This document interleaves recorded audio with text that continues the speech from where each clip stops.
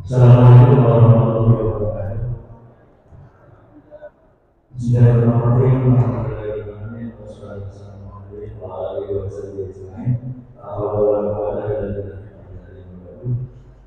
Ustaz Bapak Pembimbing Ibu yang mulia, Bapak Ibu berjamaah yang saya hormati, insyaallah dengan Allah Subhanahu wa taala, alhamdulillah pada kesempatan pagi hari ini kita diberikan kesehatan, kesehatan dari Allah Subhanahu wa taala, sehingga pada pagi hari ini kita bisa melaksanakan hadir beberapa ini di Masjid Al-Azhar yang insyaallah senantiasa mendapat berkah dari Allah Subhanahu wa taala.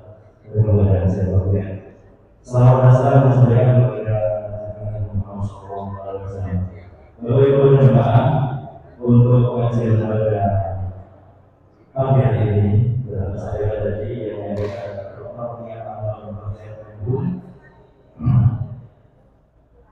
beliaunya adalah Bapak Sarah UI, Bapak Sarah UI, anggota Penelitian terus mengurus persis besar, dan beliau sekarang juga menjadi dosen di LPC.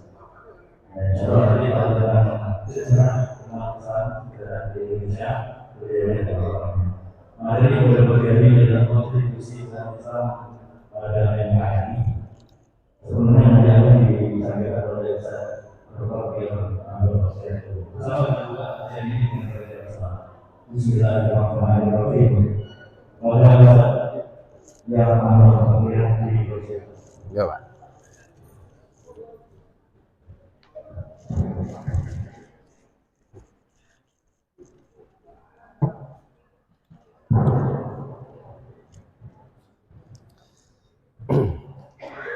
Bismillahirrahmanirrahim. Assalamualaikum warahmatullahi wabarakatuh.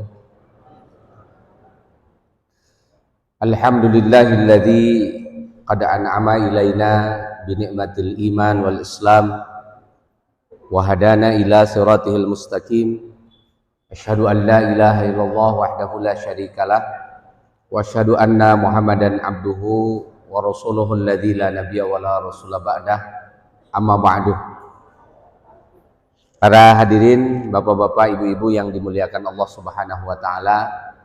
Alhamdulillah atas izin Allah Subhanahu wa taala saya bisa bersilaturahim dengan ibu-ibu, bapak-bapak di majelis ini.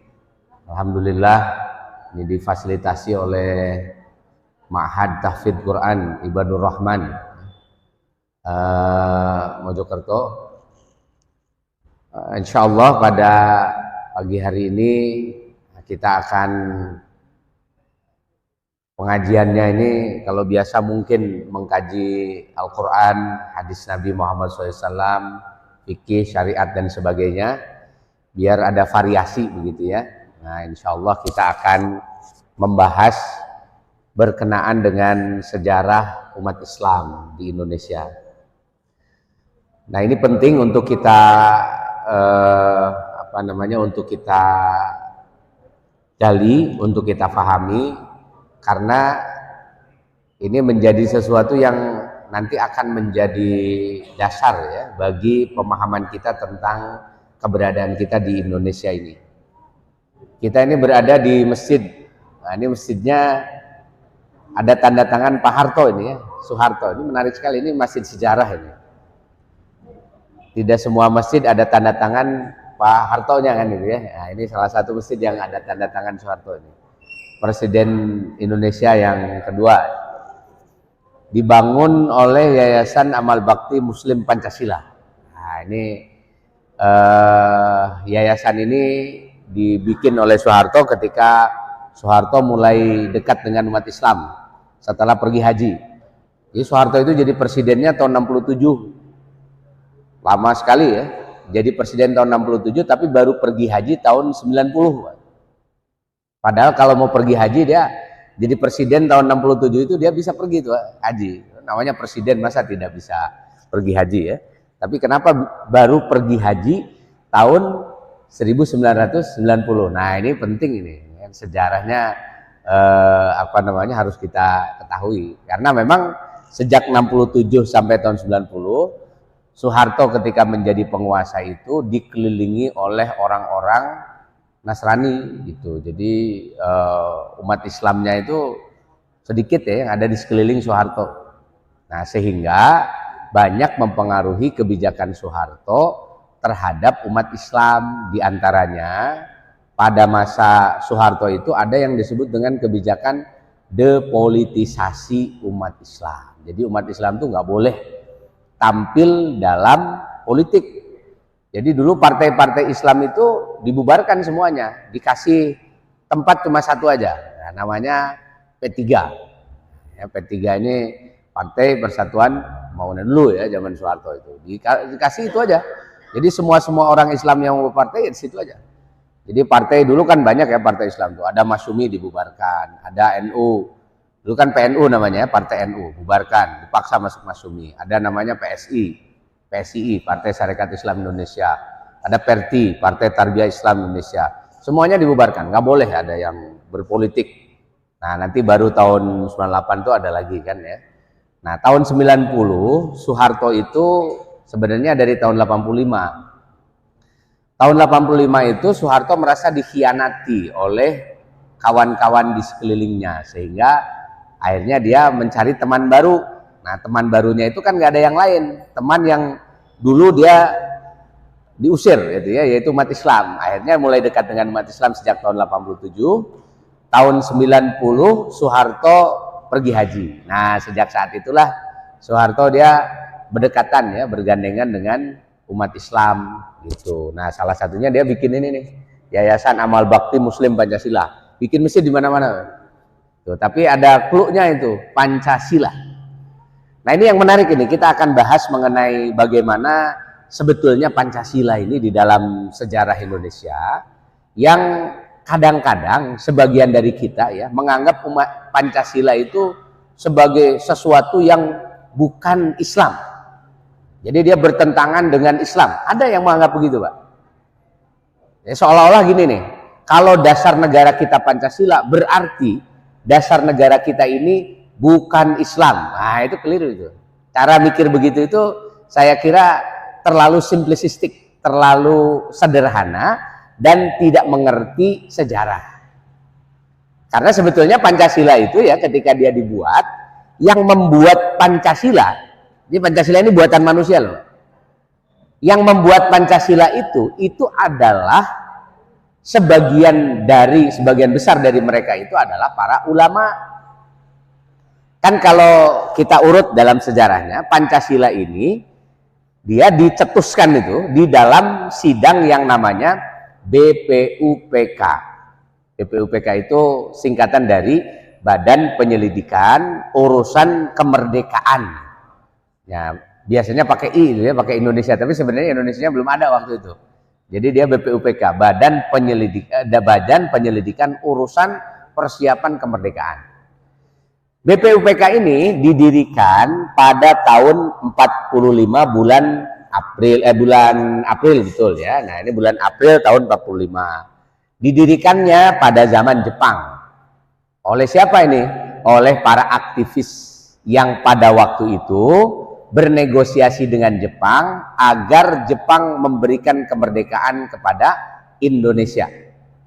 Jadi kan Belanda ya, riwayatnya Belanda yang lama ada di Indonesia tapi dia bisa hengkang dari Indonesia itu karena Belanda kalah perang dengan Jepang. Kalah perangnya itu dalam Perang Dunia Kedua atau Perang Pasifik. Jadi ada poros Jepang itu Jepang dengan Itali. Waktu itu Itali dipimpin oleh Mussolini ya. Nah, jadi ada Jepang sama Itali melawan sekutu. Sekutu itu dipimpin Amerika. Yang ikut Amerika banyak, diantaranya ada Inggris, ada Prancis, ada Rusia, ada Cina, ada juga Belanda dan sebagainya. Nah, jadi Belanda itu ikut sekutu. Dalam leg pertama Perang Dunia Kedua tahun 42, itu sekutu dikalahkan di Kepulauan Hawaii, di Pearl Harbor namanya ya. Pearl Harbor ini satu kepulauan di Amerika ya, Amerika yang dia berhadapan-hadapan dengan Jepang. Jadi Jepang dengan Amerika itu dekat, itu tinggal nyebrang Samudra Atlantik, itu udah dari Jepang itu ke Amerika gitu. Itu dibatasi oleh Samudra Atlantik. Nah, Jepang itu nyerang Amerika yang diserang itu kan pulau terluarnya, yaitu Kepulauan Hawaii. Nah, di situ ada satu pangkalan militernya Amerika namanya Pearl Harbor yang dihancurkan oleh tentara Jepang. Sampai akhirnya Jepang menang itu. Nah, setelah Jepang menang dalam serangan pertama itu, maka seluruh wilayah yang dikuasai oleh sekutu harus jatuh ke tangan Jepang. Nah, diantaranya di wilayah-wilayah jajahan Indonesia ini yang tadinya dikuasai Belanda diserahkan ke Jepang tuh. Nah, Jepang ketika datang ke Indonesia, dia melucuti tentara Belanda dan datang ke Indonesia, mereka tidak mau cari masalah. Sebab kan Belanda itu datang sebagai penjajah. Nah, Jepang kalau datang lagi sebagai penjajah, maka mereka akan diusir, pasti mereka akan ditolak oleh masyarakat Indonesia. Akhirnya apa kampanyenya Jepang? Jepang berkampanye bahwa mereka adalah saudara tuanya orang Indonesia. Lalu kalau saudara mau apa? Kalau saudara itu mau bantu Indonesia. Mau bantu Indonesia supaya Indonesia ini bisa merdeka. Itu janjinya Jepang tuh, sejak dia datang ke Indonesia. Jadi supaya Indonesia ini nanti merdeka. Cuma ada syaratnya. Jepang sedang perang, maka Indonesia harus bantu Jepang gitu. Apa bantunya itu? Bantu logistik, bantu pasukan perang, kemudian bantu macam-macam. Nah, ternyata selama 3,5 tahun Jepang berada di Indonesia, rupanya tidak memperbaiki keadaan, karena Jepang pun cuma ngomong aja mau memerdekakan Indonesia itu. Dia cuma manis di bibir aja. Kenyataannya Jepang ini sama seperti Belanda, mengeksploitasi. Jadi apa saja kekayaan yang ada di Indonesia diambil.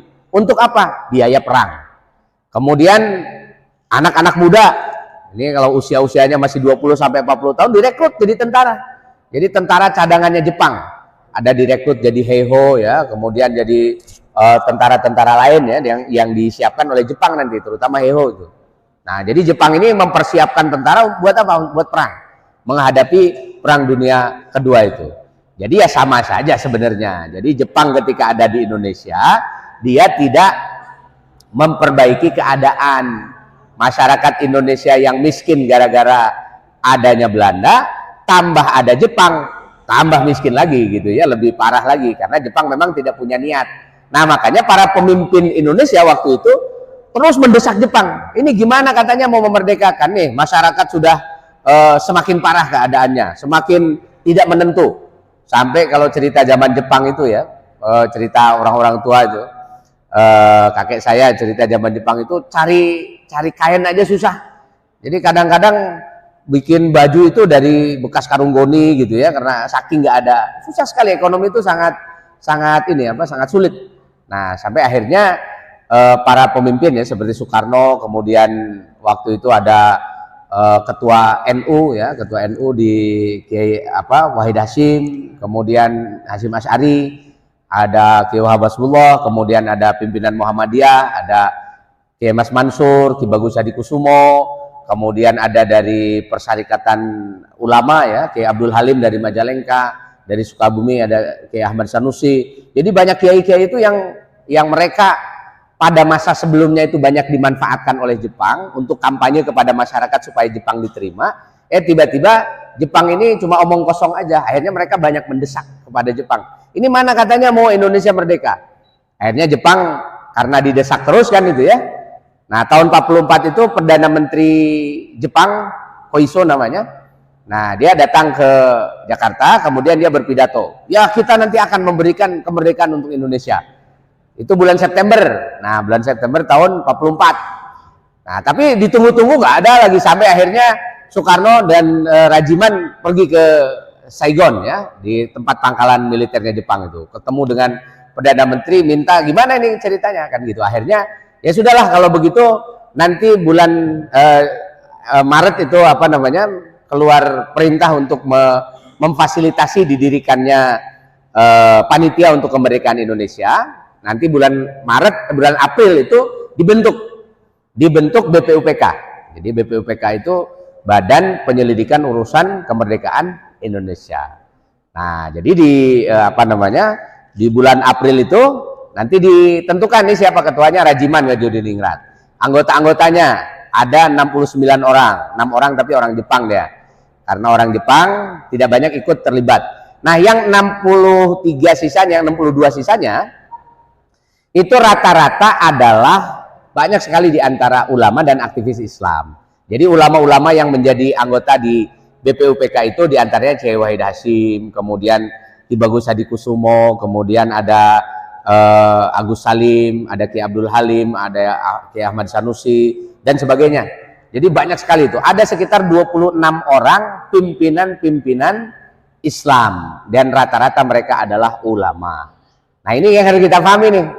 Jadi supaya nanti kita nggak keliru, jangan salah menempatkan Pancasila gitu ya. Jadi nanti karena banyak ya sekarang yang nggak tahu sejarahnya, jadi seolah-olah Pancasila itu kok ini seperti mau mengganti agama, seperti mau mengganti Islam. Kita bisa bayangkan tuh, ada 26 orang pimpinan Islam, mereka ini bukan orang bodoh, ulama-ulama, ngerti tentu saja tentang Islam. Nah, mereka inilah yang mulai pada tanggal 28 Mei sampai 1 Juni ikut persidangan di sidang pertama. Dilanjut nanti tanggal 11 Juli sampai 17 Juli sidang kedua. Gitu ya. Nah, di tengah-tengah sidang itu nanti ada tim kecil. Tim kecil itu namanya tim 9, itu yang nanti merumuskan Piagam Jakarta tanggal 22 Juni ya. Nah, jadi ada 3 kali persidangan, sidang besarnya 2, 28 sampai 1 Juni, kemudian sidang besar keduanya tanggal 11 Juli sampai 17 Juli, kemudian sidang kecilnya itu merumuskan dasar pembukaan Undang-Undang Dasar 45 nanti itu atau Piagam Jakarta pada tanggal 22 Juni gitu. Nah, mereka ini kan dari 62 kalau ada 26 pemimpin Islam dan ulama, kira-kira mereka akan mempertahankan Islam atau tidak? Nah, pasti akan mempertahankan Islam, tuh nggak mungkin nggak akan mempertahankan Islam. Nah, ini terbukti dari cerita mengenai apa yang terjadi di BPUPK itu. Nah, di persidangan pertama tanggal 28 Mei itu muncul agenda. Kita mau bahas apa ini?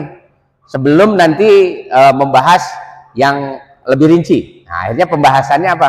Pembahasannya pertama yang dibicarakan itu adalah dasar negara.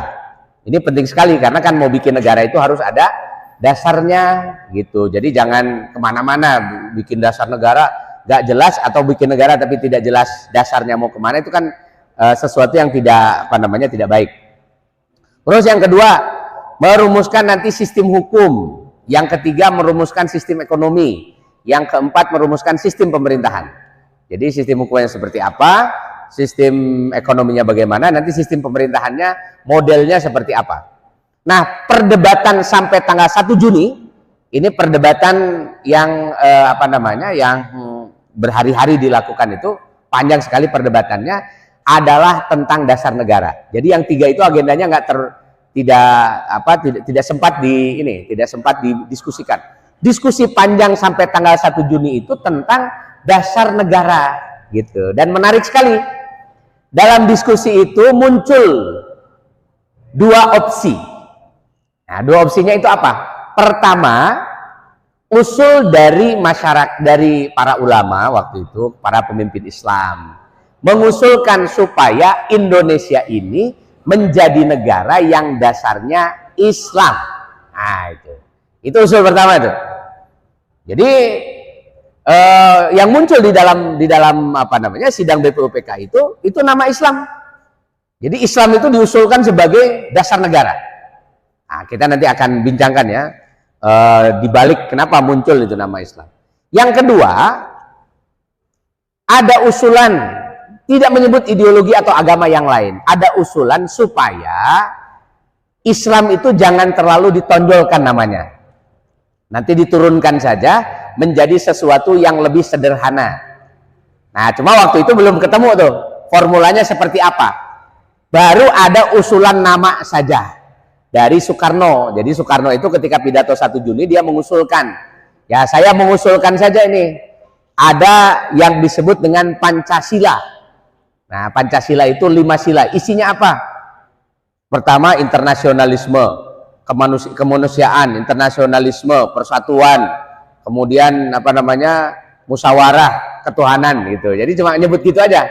Jadi belum ada kalimat-kalimat yang panjang seperti Pancasila sekarang ini.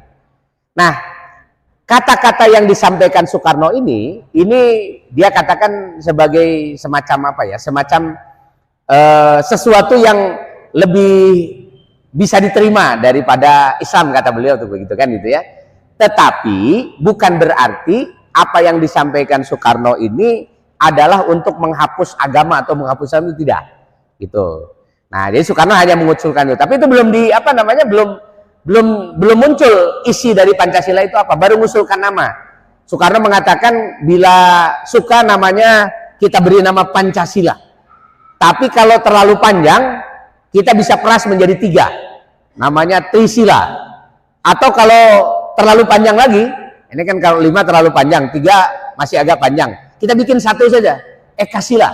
Apa itu? Gotong royong. Nah, itu usulan Soekarno gitu.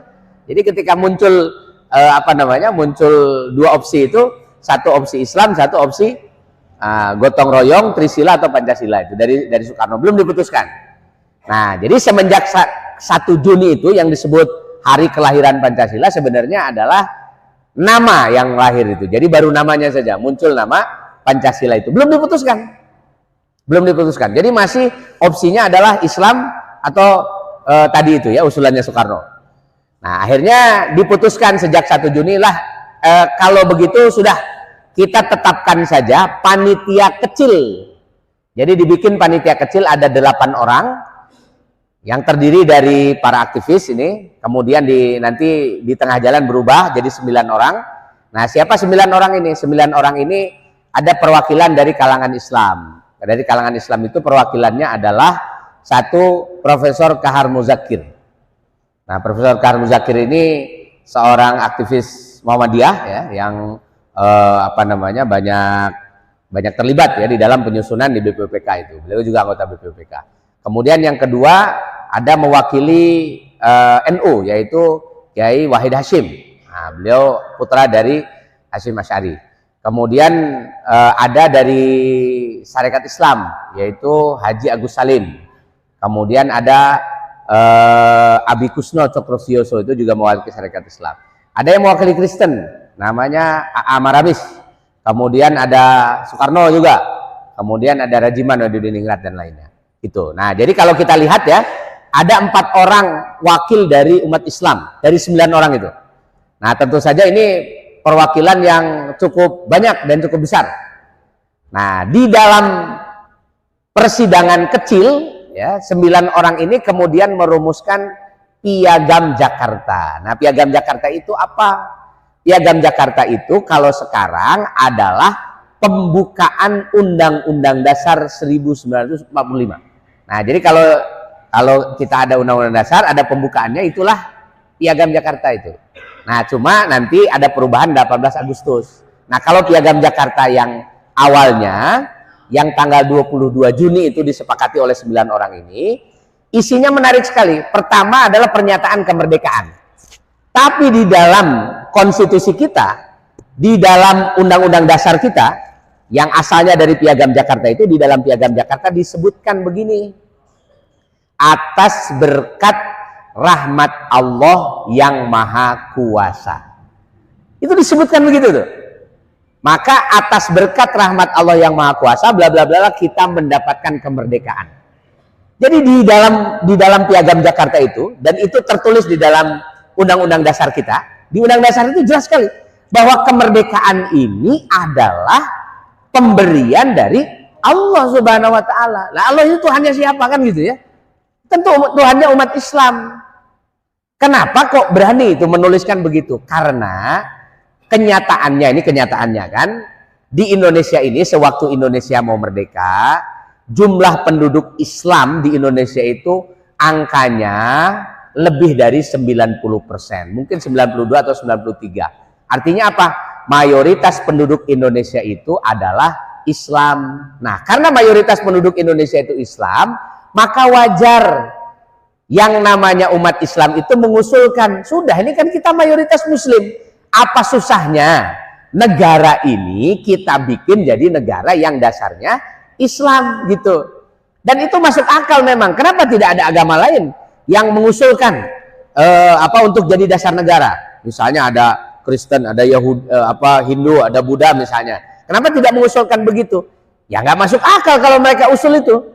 Kenapa nggak masuk akal? Orang penduduknya sedikit, 90% lebih muslim kok. Itu seperti kalau ada orang Islam di Amerika mengusulkan supaya Amerika itu dasarnya Islam, itu kan nggak masuk akal. Orang Amerika sebagian mayoritas penduduknya Kristen, kan nggak mungkin dong. Gitu, kita mengusulkan Islam sebagai dasar negara. Tapi di Indonesia dengan penduduk Islam yang lebih dari 90% itu, maka bukan sesuatu yang aneh apabila diusulkan dasar negara Indonesia itu adalah Islam, gitu. Nah, cuma waktu itu kan Soekarno dan lain-lain itu ya, dari kalangan nasionalis, mereka mengatakan begini sajalah.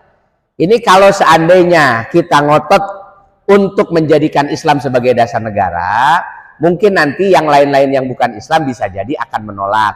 Bagaimana kalau kita buat sesuatu yang lebih halus saja, yang lebih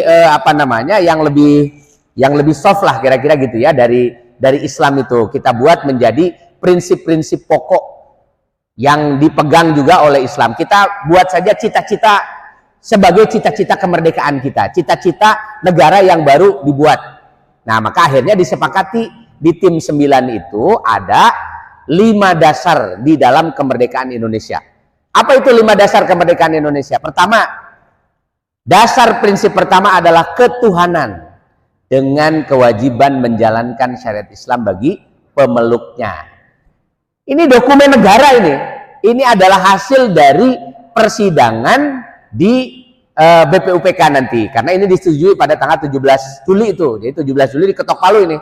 Yang Piagam Jakarta 22 Juni dipakai sebagai landasan atau sebagai pembukaan Undang-Undang Dasar 45. Jadi sila pertama atau dasar pertama dari dibangunnya negara ini adalah dasar ketuhanan. Artinya negara ini bukan negara sekuler. Karena waktu itu kan ada desakan dari orang-orang sekuler, sudah negara pisahkan saja dari agama. Karena kan orang sekuler mikirnya, kalau kita bernegara, ya nggak usah masuk-masukkan agama. Agama sendiri, negara sendiri. Negara kita pikirkan dengan akal kita. Agama urusannya di masjid. Nah, gitu ya. Cara mikirnya orang-orang sekuler itu begitu. Ya di Indonesia nggak bisa. Mayoritas penduduk Indonesia itu Muslim. Orang Islam itu adalah orang yang meyakini bahwa ajaran Allah Subhanahu Wa Taala itu mengatur semua urusan hidup manusia, nggak bisa cuma urusan ibadah saja. Jadi kan ajaran Islam tuh kalau kita baca kan mengatur masalah apa ini? Masalah keluarga, masalah masyarakat, masalah politik, masalah ekonomi. Ada semua di dalam ajaran Islam itu. Nggak mungkin ajaran Islam dipisahkan dari urusan-urusan kenegaraan. Nah, makanya kan ditolak itu kan usul dari orang-orang sekuler yang sejak awal itu menginginkan supaya udah negara itu sendiri saja, nggak boleh dia dicampur adukan dengan agama. Dalam Islam nggak ada sejarahnya dan memang susah. Di mana-mana di negara Islam itu mau memisahkan Islam dari urusan kenegaraan ya sesuatu yang mustahil, nggak bisa itu. Contoh misalnya di Turki, Soekarno itu waktu itu ya di tahun 20-an tahun 30-an dia mencontohkan Turki itu, lihat Turki saja bisa menjadikan sekularisme sebagai dasar negara. Jadi itu Turki itu kan sampai sekarang ya dasar negaranya itu sekular. Jadi tidak boleh urusan agama dicampurkan dengan urusan negara. Tapi apa kenyataannya? Nggak bisa umat Islam itu dilepaskan dari urusan kenegaraan, urusan politik, urusan ekonomi. Apakah sekularisme di Turki berhasil? Tidak berhasil. Sekarang kalau kita datang ke Turki, ya orang-orang Turki yang Muslim itu nggak bisa memisahkan pikirannya sebagai seorang Muslim dengan urusan politik, dengan urusan kenegaraan, dengan urusan yang ada kaitan dengan ekonomi, gitu. Nah, walaupun ada pengaruhnya sekularisme itu, tetapi disebut berhasil itu tidak, karena pengajaran-pengajaran Islam dalam masalah politik, ekonomi dan sebagainya juga berkembang. Di Turki itu nggak bisa dibendung, karena kan Islam itu ilmu itu nggak bisa dibatasi oleh politik.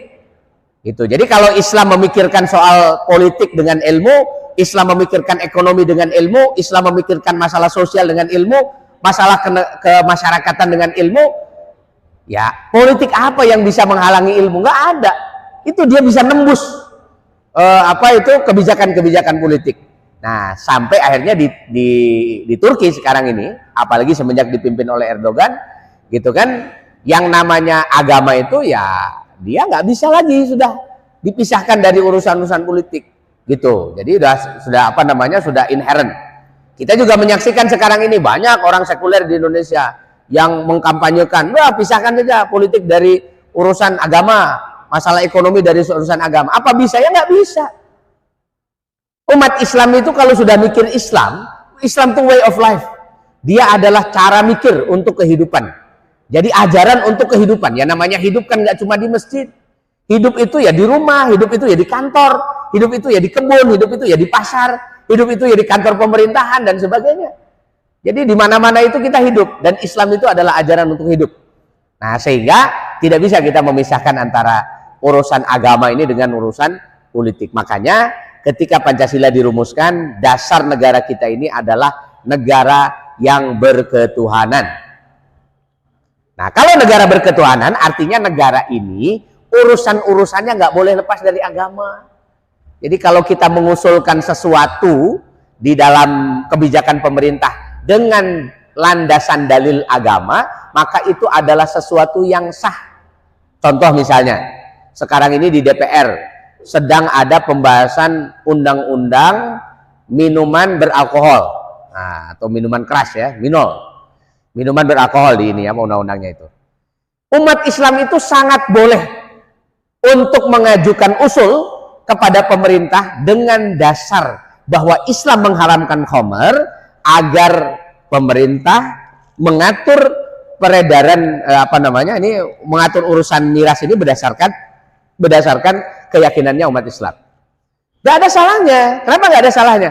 Loh, ini negara berketuhanan kok. Kalau negara berketuhanan, maka salah satu sumber hukum itu boleh agama. Dan itu sudah terjadi di Indonesia. Di Indonesia itu tidak ada halangan agama menjadi undang-undang. Contoh apa, Bu? Contoh misalnya, sekarang ini kita punya undang-undang jaminan produk halal. Itu ada undang-undangnya. Undang-undang jaminan produk halal. Pertanyaannya, kalau kita menyebut kata halal, dari mana referensinya? Apa halal itu referensinya dari buku-buku IPA, Pak? Buku kimia? Bukan. Halal itu referensinya kitab fikih. Halal itu referensinya syariat. Kata-katanya sudah halal. Kita nggak akan ketemu halal di mana-mana kecuali di dalam syariat Islam. Karena kan yang mengenal hukum wajib, sunat, haram, makruh, mubah atau halal itu kan dalam Islam. Nah, makanya undang-undang jaminan produk halal itu melibatkan institusi yang berwenang untuk mengeluarkan fatwa halal. Jadi walaupun tanda tangannya oleh Kemenag gitu ya, jaminan produk halal itu Kementerian Agama, tetapi fatwanya harus dikeluarkan oleh Majelis Ulama. Jadi Komisi Fatwa Majelis Ulama itu setiap ada yang mau mengajukan halal atau tidak harus diteliti dulu berdasarkan syariat. Nah, coba kita perhatikan tuh, ini undang-undang negara resmi, jaminan produk halal. Yang dijadikan referensinya syariat, yang dijadikan referensinya tuh fikih. Di Indonesia itu bisa, di Amerika nggak bisa yang model begini, di Prancis nggak bisa model begini, di Jerman nggak bisa model begini, walaupun dia berasal dari Alkitab atau dia ajaran Kristen, nggak bisa. Di Indonesia bisa.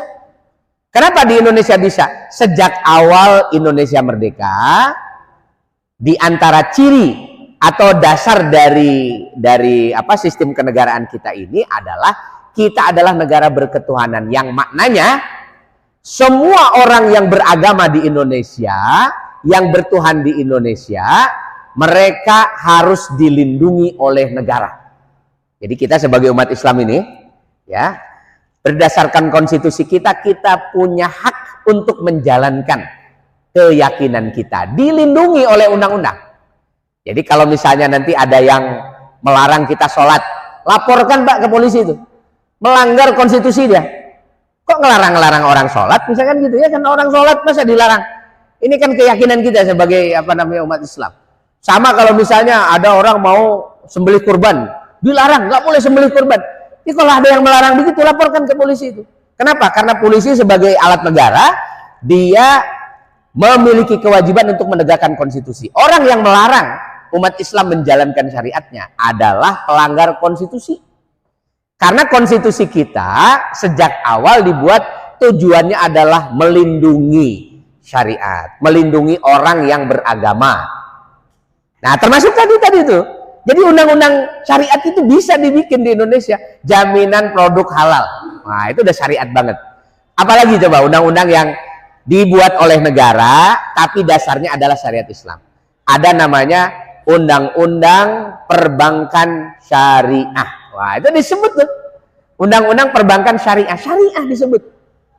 Landasannya apa? Landasannya tentu adalah fikih. Kan yang namanya keuangan syariah, perbankan syariah, itu didasarkan kepada fatwa dari DSN, Dewan Syariah Nasional, yang dibentuk oleh Majelis Ulama Indonesia. Gitu. Jadi nanti DSN ini memberikan rekomendasi. Maka di setiap bank syariah itu harus ada namanya pengawas syariah, DPS namanya itu, Dewan Pengawas Syariah. Jadi setiap ada produk yang dikeluarkan harus sesuai dengan syariah Islam. Itu perintah undang-undang. Harus ada syariah compliant namanya itu. Jadi setiap nanti BPR, BMT, Bank Islam atau Bank Syariah, dia nanti mengeluarkan produk, nanya dulu sama DPS-nya, Dewan pengawas syariah. Nah, Dewan Pengawas Syariah ini ulama-ulama, ini kiai-kiai, ustaz-ustaz gitu yang mengerti tentang syariah. Nanti ditanya, ini sudah sesuai belum dengan syariat Islam? Sesuai, tanda tangan, boleh keluarkan. Coba itu perhatikan ya. Ini negara kita. Undang-undang resmi, hukum resmi negara kita disebut hukum positif. Yang dia memberikan fasilitas kepada kepada masyarakat untuk menjalankan syariat tapi dengan perlindungan negara. Gitu. Kemudian ada lagi nanti undang-undang soal ini nikah, talak, cerai, rujuk, NTCR, nikah, talak, cerai, rujuk. Itu dikuatkan oleh negara. Jadi negara bikin pengadilannya, namanya pengadilan agama. Nah, pengadilan agama itu salah satu pekerjaannya nanti itu ya, pekerjaannya itu ngurusi orang nikah, cerai, talak, rujuk, pembagian waris gitu. Itu berdasarkan apa? Berdasarkan namanya KHI, kompilasi hukum Islam. Nah, hukum Islam dasarnya apa? Ya tentu saja syariat fikih. Gitu. Jadi itu yang sekarang terjadi di Indonesia ini. Maka kita jangan pernah berpikir bahwa yang namanya Pancasila itu adalah sesuatu yang akan menghapuskan agama. Itu keliru sekali. Dan itu memang bukan cita-cita awal mendirikan atau menyetujui Pancasila itu untuk menggantikan agama. Tidak. Jadi Islam itu tidak digantikan, Islam itu tidak digeser, Islam tidak dibuang ketika Pancasila disetujui sebagai dasar negara. Tetapi Pancasila itu hanya sebagai penghalusan saja. Jadi langsung saja kepada cita-cita. Apa cita-citanya? Ketuhanan. Kedua, kemanusiaan yang adil dan beradab. Ketiga, persatuan Indonesia. Keempat, permusyawaratan. Dan kelima adalah keadilan sosial. Itu kan cita-cita didirikannya Indonesia. Sama setiap kita mau mendirikan satu organisasi, biasanya suka ada visi misi. Nah, itu kan visi misi itu kan nggak langsung masukin syariat, Quran, hadis itu, walaupun di organisasi Islam enggak. Tapi dicantumkan dalam visi misi itu apa yang konkret yang mau diperjuangkan oleh organisasi itu. Nah, Indonesia ketika mau didirikan, dasarnya itu secara konkret menyebutkan cita-citanya apa. Cita-cita Indonesia yang pertama adalah menegakkan negara yang dasarnya ketuhanan. Itu cita-cita mulia besar sekali. Jadi artinya Indonesia tidak pernah punya cita-cita mau menghapuskan agama. Jadi kalau ada yang mau memusuhi agama, ada yang menjelek-jelekan agama, maka dia berarti sudah menentang konstitusi, sudah menentang negara. Maka di Indonesia ini ada undang-undang pelecehan terhadap agama, Undang-Undang Nomor 1 PNPS tahun 65, yaitu tentang tentang penistaan agama. Jadi kalau ada yang menghina agama boleh diajukan ke pengadilan. Dia nggak boleh, nih negara ini adalah negara yang menghormati agama. Coba misalnya kita bandingkan dengan negara lain. Ada negara namanya Denmark. Di Denmark itu ada seorang komikus yang dia melukiskan tokoh-tokoh agama, nabi-nabi, misalnya Nabi Muhammad, Nabi Isa ya, Yesus ya. Dilukiskan itu dengan penghinaan. Misalnya dilukiskan Nabi Muhammad itu sebagai orang yang doyan perempuan, Yesus nanti dilukiskan sebagai orang yang lemah dan sebagainya gitu ya. Jadi pokoknya penuh penghinaan. tapi negaranya membiarkan saja orang-orang begitu, ya biarin aja. Mereka mengatakan itu adalah kebebasan berekspresi gitu. Ya tentu saja datang ke Indonesia nggak bisa begitu. Indonesia ini bukan negara macam Denmark yang sekuler, bukan negara yang bukan negara yang liberal. Kita ini negara yang punya cita-cita untuk menegakkan agama. Agama itu menjadi bagian dari usaha Indonesia ketika dia merdeka. Gitu. Jadi itu menegakkan agama. Makanya kalau ada orang yang semacam itu di Indonesia menghina simbol-simbol agama, melecehkan agama, kemudian merendahkan agama, dia boleh dipenjarakan. Gitu, diajukan ke ke mahkamah. Contohnya misalnya ada kasus seperti dulu tahun 95 itu ada kasus Arswendo Atmowiloto itu ya, sudah meninggal. Dia ini pimpinan redaksi majalah Monitor, tabloid Monitor. Apa masih ingat nggak Bu itu tahun 95 itu ya? Nah, 94 95. Saya waktu itu masih SMA ya, ramai sekali. Nah, jadi Arswendo ini dia sebenarnya bikin polling di majalah Monitor tuh, bikin polling, ya, sebarkan angketnya di tabloid itu ke pembaca. Si Arswendo itu minta menyebutkan siapa tokoh favorit dalam hidup mereka. Ya, dari hasil polling itu ternyata Nabi Muhammad SAW ada yang nulis, tapi berdasarkan polling yang nulisnya itu rankingnya cuma ranking 5. Disebut tuh di majalah Monitor, Nabi Muhammad SAW ditempatkan nomor 5 sebagai tokoh favorit di Indonesia. Marahlah umat Islam. Nabi yang paling dihormati, yang bahkan gitu ya, dia nggak boleh dibanding-bandingkan dengan manusia manapun dari segi kemuliaannya, dari segi apa-apanya kan gitu, karena dia adalah insanun kamil, manusia yang sempurna. Ini tiba-tiba ada yang meletakkan Nabi Muhammad kok lebih rendah bahkan dari tokoh yang artis itu disebut yang 4 di atasnya itu. Nah, kan akhirnya marah, banyak umat Islam demo itu. Akhirnya Arswendo ajukan ke pengadilan, hukumlah dia 10 tahun penjara. Baru keluar tahun 2005 dia. Nah, ini kan dari tahun 95 itu. Nah, ini kan salah satu contoh ya bagaimana di Indonesia negara itu memberikan apresiasi yang tinggi, perlindungan yang maksimal kepada agama itu. Makanya nanti kalau ada orang-orang yang iseng, dia menganggap agama itu tidak penting, menghina agama, merendahkan agama dan sebagainya, kalau seandainya tidak ditindak oleh pemerintah, oleh aparat negara, berarti ini aparat negaranya masuk angin dia.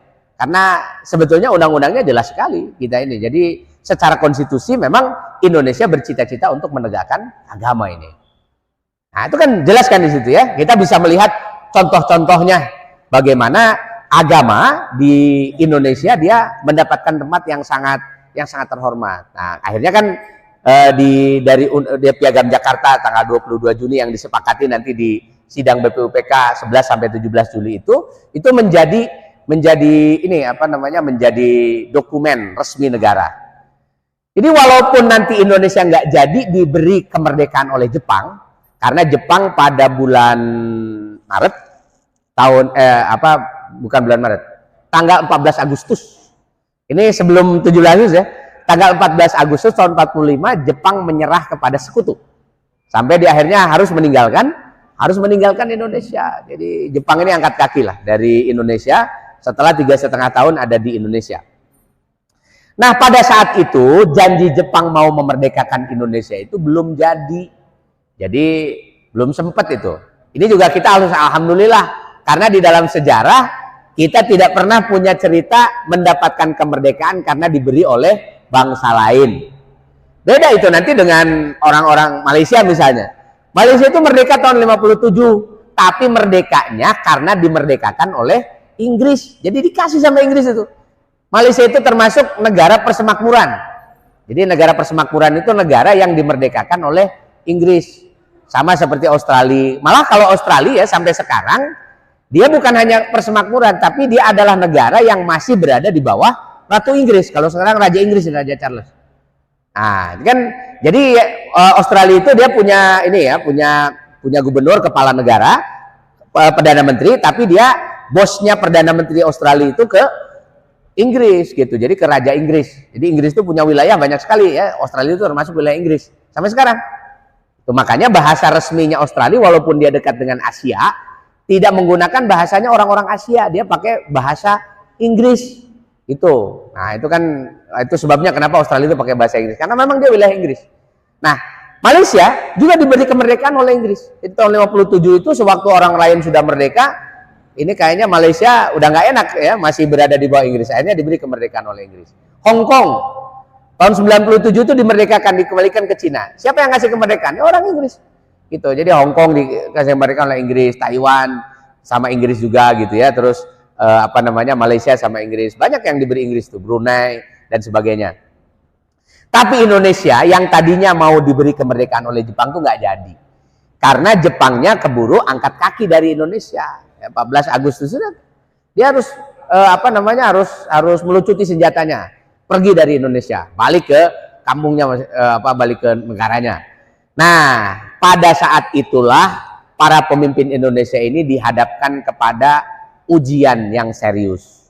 Apakah mau meneruskan cita-cita kemerdekaan atau mau nyerah aja sama sekutu? Akhirnya kan setelah banyak perdebatan, karena memang desakan untuk merdeka itu sudah sangat kuat, tanggal 17 Agustus itu diproklamasikan kemerdekaan Indonesia gitu. Jadi kemerdekaan Indonesia itu dalam keadaan wilayah Indonesia secara hukum berada di bawah kekuasaannya sekutu atau Belanda gitu. Jadi ini sebenarnya udah balik lagi ke Belanda. Cuma waktu itu para pemimpin ya, Soekarno, Hatta, kemudian Agus Salim, ada Ki W. Hasyim dan lain-lain, itu semuanya udah kita merdeka aja. Walaupun gak dikasih sama Jepang, yang akan memberikan kemerdekaan kepada kita bukan Jepang, tapi kita yang berusaha. Dan Jepang pun kan ngasih kemerdekaan karena kita minta, gitu ya, karena kita desak. Jadi bukan atas budi baiknya atau kasihannya Jepang tuh enggak. Maka kita nggak boleh berhenti untuk mewujudkan cita-cita itu. Akhirnya tanggal 17 Agustus tahun 45 itu bertepatan dengan tanggal 9 Ramadan, ya, tanggal 9 Ramadan waktu itu berarti sedang puasa ini. Nah, akhirnya dimerdekakanlah itu, dibaca teks proklamasi kemerdekaan di Pegangsaan Timur itu. Akhirnya Indonesia merdeka. Nah, maka cerita kemerdekaan Indonesia itu adalah cerita perjuangan bangsa, bukan cerita dikasih hadiah sama orang lain. Maka di Indonesia ini setiap tanggal 17 Agustus semangatnya luar biasa. Ya, kemarin ada kawan saya dari Malaysia datang ke sini waktu bulan Agustus kemarin. Dia lihat tuh pas 17-an kan, menjelang 17 Agustus. Ya senang sekali lihat orang Indonesia tuh rame banget. Di tiap daerah itu dia datang ke Surabaya, wah rame sekali. Orang pasang bendera, bikin lomba-lomba, bikin apa gitu ya. Terus sampai ke Bandung, ke Jakarta, dia lihat hampir semuanya semangatnya itu sama. Terus dia cerita, kami nanti di Malaysia tanggal 30 juga ada hari kemerdekaan. Tapi ini jangankan bikin lomba-lomba begini, kadang-kadang di kantor pemerintahan aja lupa pasang bendera itu. Gitu ya. Itu di kantor pemerintah. Karena udah nggak khidmat gitu ya. Kemerdekaannya tidak hasil dari perjuangan, bukan karena keringat itu. Dikasih sama Inggris saja kita merdeka. Itu makanya hari kemerdekaan itu atau Independence Day itu bagi orang Malaysia itu nggak terlalu khidmat. Nah, jadi ini yang yang terjadi di Indonesia itu. Nah, maka ketika proklamasi kemerdekaan 17 Agustus 45 itu, kita sebenarnya mendapatkan kenikmatan yang besar itu dari Allah Subhanahu wa taala, karena pada saat itulah para pemimpin mendeklarasikan kemerdekaan Indonesia, dan tanggal 18 Agustus menetapkan kita mau menggunakan apa ini sebagai dokumen negara. Maka di rapat 18 Agustus itu ditetapkan dua. Pertama memilih presiden dan wakil presiden, terpilihlah Soekarno dan Hatta. Kemudian yang kedua menetapkan undang-undang dasar. Yang diambil sebagai undang-undang dasar disetujui, yaitu undang-undang hasil rapat di BPUPK. Cuma ada koreksi sedikit di hasil Piagam Jakarta di ayat satunya atau sila pertamanya. Yang tadinya ketuhanan dengan kewajiban menjalankan syariat Islam bagi pemeluknya, itu diganti menjadi ketuhanan yang Maha Esa. Tapi ketika dikonfirmasi, apalagi nanti setelah dekret Presiden tahun 59, itu yang dimaksud dengan ketuhanan yang Maha Esa itu tidak berbeda, atau semangatnya itu adalah semangat ketuhanan dengan kewajiban menjalankan syariat Islam bagi pemeluknya. Nah, buktinya sekarang kita mendapatkan perlindungan ya untuk menjalankan syariat. Maka boleh sebenarnya umat Islam itu mengajukan undang-undang. Ayo, undang-undang mana ini yang berdasarkan syariat yang harus dilaksanakan langsung oleh negara? Boleh. ajukan itu ke DPR, di DPR nanti dibahas, atau ajukan pemerintah, pemerintah nanti mengusulkan ke DPR, itu nanti akan dibahas. Tidak ada halangan, dan memang secara konstitusi kita ini tidak akan dianggap akan membubarkan negara dengan mengusulkan undang-undang berdasarkan syariat. Itu nggak ada masalah. Kita udah punya 14 undang-undang syariat itu. Ada undang-undang haji, undang-undang perkawinan, kompilasi hukum Islam, undang-undang peradilan agama, undang-undang jaminan produk halal, undang-undang perbankan syariah, undang-undang wakaf, undang-undang zakat, undang-undang khusus Nangro Aceh Darussalam, dan sebagainya. Yang kalau di jumlah-jumlah ada 14. Jadi kalau 14 itu kan jumlah yang sangat besar, yang menunjukkan nggak ada masalah di Indonesia kita memperjuangkan syariah, asal melalui jalur yang konstitusional gitu. Jadi ini lewatnya mana nih? Oke, lewat partai politik. Nah, makanya umat Islam juga boleh bikin partai politik. Tujuannya untuk apa? Untuk mengakomodir kepentingannya umat Islam. Nggak ada masalah. Jadi dipersilakan, gitu ya. Dipersilakan untuk mengajukan apa saja yang menjadi keyakinan dan menjadi sesuatu yang dianggap penting bagi umat Islam itu. Nah, ini dari sini sebenarnya kita bisa menjadi sangat paham bahwa yang namanya Pancasila itu sama sekali bukan untuk menghapus agama, bukan untuk menghapus Islam. Itu keliru sekali. Kalau ada yang mengatakan bahwa Pancasila ini adalah substitusi atau pengganti dari agama, berarti dia tidak tahu sejarahnya. Dari mana ini Pancasila? Itu. Kalau ada yang mengatakan orang yang mengusulkan syariat dianggap akan akan menghapuskan Pancasila, akan mengganti negara ini menjadi negara apa kan gitu ya, itu juga keliru gitu. Kenapa begitu? Karena tidak ada larangan secara konstitusional, baik secara hukum maupun secara sejarah, bahwa umat Islam itu dia boleh mengajukan haknya sebagai warga negara untuk dilindungi dalam melaksanakan syariatnya gitu. Kan kita selain yang diundang-undangkan itu misalnya menjalankan apa saja, kita saum, kita sholat, kita infak, sedekah dan sebagainya, itu kan dilindungi juga oleh negara. Itu boleh kita melaksanakan kewajiban-kewajiban kita sebagai umat Islam itu. Nah, ini sebagai dasar ya, bahan buat kita supaya kita menjadi warga negara di Indonesia itu menjadi semakin percaya diri, menjadi semakin menjadi semakin pede bahwa kita ini adalah umat yang dilindungi secara konstitusional. Jadi kita boleh menjalankan apa saja yang menjadi keyakinan kita itu.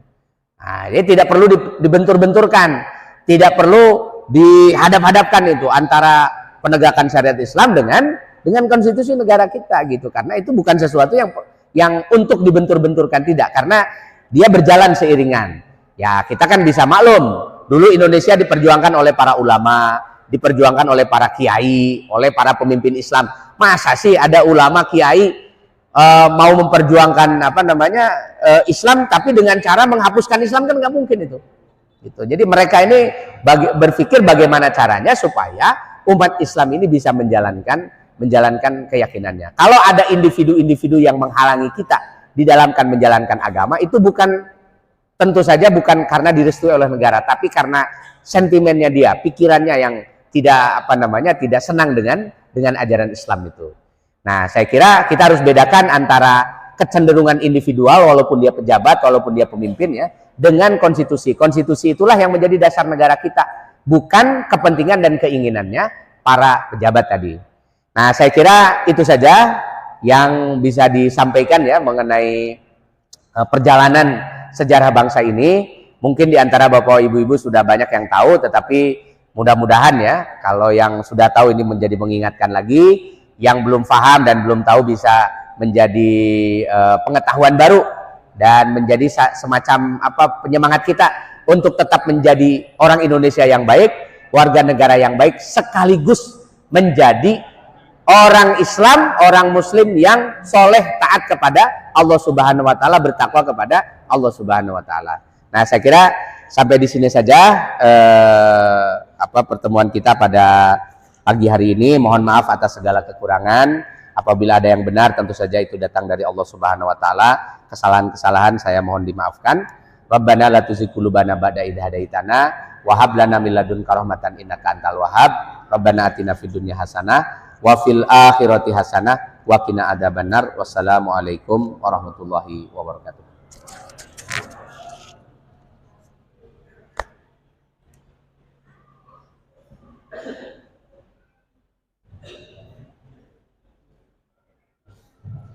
Alhamdulillah pada hari ini kajian tentang kenegaraan kita nasionalisme. Bapak Ibu, usia kita yang mungkin 40 tahun ke atas itu masih ingat sejarah. Tapi yang 40 ke bawah itu mungkin sekarang tidak paham. Mungkin pada sudah tidak paham. Oleh karena itu, alhamdulillah kami hari ini kita refresh kembali tentang perang salafis Islam yang ada di Indonesia. Alhamdulillah pada hari ini terkumpul panen sebesar 2.100.000 rupiah. Besar besar. Sedangkan untuk kajian akan tadi di bulan Oktober tanggal 16, insya Allah nanti akan disuruh dari Haji Farid Dorfil LCNA. Beliau berpimpinan Polres Rafa Bukul Gresik. Di peringatan hari lagi nanti di sini kami sampaikan di grup Haji Al-Azhar. Dan untuk kegiatan berikutnya hari ini tercatat kegiatan berolahraga. Monggo pada jamaah yang hari ini kalau belum berkeinginan silakan datang kemudian sebelumnya insyaallah kami bersama-sama menyediakan kesempatan. Demikian untuk kajian pada pagi hari ini bersama kita akhiri dengan bacaan Al-Fatihah dan doa al-Fatihah. Alhamdulillah.